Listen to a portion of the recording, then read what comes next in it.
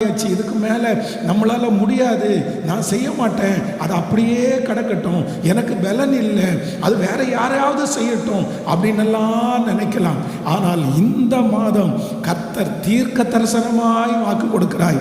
பாழானதை கர்த்தர் திரும்ப கட்டுவேன் என்று கர்த்தர் வாக்கு கொடுக்கிறார்.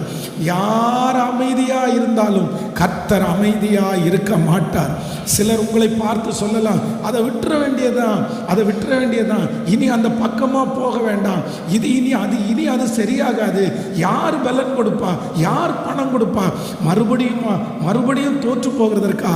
ஆனால் கர்த்தர் வாக்கு கொடுக்கிறார், இந்த மாதம் நான் திரும்ப கட்டுவேன், திரும்ப கட்டுவேன். நெடுநாளாய் பாழாய் கிடக்கிறதை கர்த்தர் திரும்ப கட்டுவார். துரத்துண்டதை ஆண்டவர் திரும்ப கட்டுவார். இந்த மாதம் கர்த்தர் திரும்ப கட்டுகிற